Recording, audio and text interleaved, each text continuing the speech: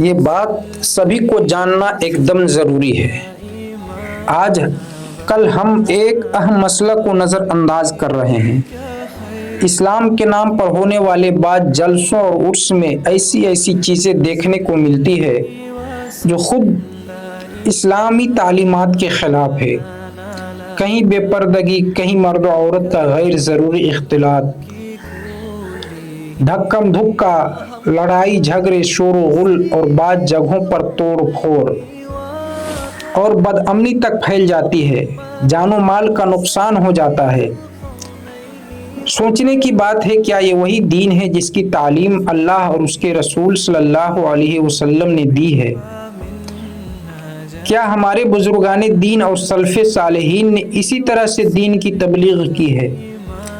کیا ہم اللہ اور اس کے رسول صلی اللہ علیہ وسلم کے دین کو اس طرح پیش کرنا چاہتے ہیں؟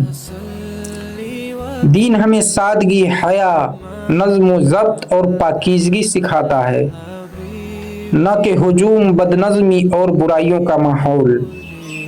ہماری ذمہ داری کیا ہے؟ اگر ہم کسی پروگرام کا حصہ ہے تو اسے شریعت کے مطابق بنائیں، بے پردگی اور غیر ضروری اختلاط سے بچائیں، امن و امان اور اخلاق کا خیال رکھیں۔ ایک اور ضروری بات، مستحب اور جائز کام جیسے جلسہ اور عرس بزرگان دین اور اس میں ہونے والی برائیاں جیسے مرد و عورت کا اختلاط، لڑائی جھگڑے، مار پیٹ، توڑ پھوڑ اور دین کا اصول یعنی اس کے بارے میں شریعت کا کیا حکم ہے۔ یہ بات اچھی طرح سمجھ لیں کہ جلسہ کرنا، عرس لگانا یا بڑے اجتماعات کرنا فرض یا واجب نہیں، بلکہ یہ زیادہ سے زیادہ ایک مستحب عمل ہو سکتا ہے۔ لیکن دوسری طرف شریعت کا ایک واضح اصول ہے، حرام حرام ہی رہتا ہے، چاہے کسی بھی نام سے ہو۔ اگر کسی مستحب کام میں یہ خرابیاں شامل ہو جائے، جیسے کہ عورتوں کی بے پردگی، مرد و عورت کا اختلاط، لڑائی جھگڑا، فساد، لڑکیوں سے چھیڑ خانی، شور و غل، بدامنی، یہ سب ناجائز اور حرام ہیں، تو اب یہ سوال ہے، کیا ایسے مستحب کام کو جاری رکھنا درست ہے؟ جہاں اس بات کا امکان ہی نہیں بلکہ یقین ہو کہ جلسہ میں یہ سب ناجائز و حرام کام ہوتے ہیں، تو اس کا جواب بالکل واضح اور صاف ہے کہ نہیں، بالکل ایسے جلسے لگانا جائز نہیں، کیونکہ شریعت کا اصول ہے برائی کو روکنا نیکی حاصل کرنے سے پہلے مقدم ہے۔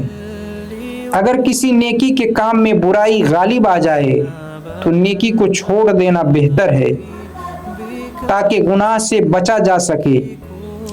سوچنے کی بات ہے، کیا ہم ایک ایسے عمل کو جاری رکھیں جس میں اللہ کی نافرمانی کھلم کھلا ہو رہی ہو، یا پھر اس کو روک کر خالص اور پاکیزہ طریقے سے دین پر عمل کریں؟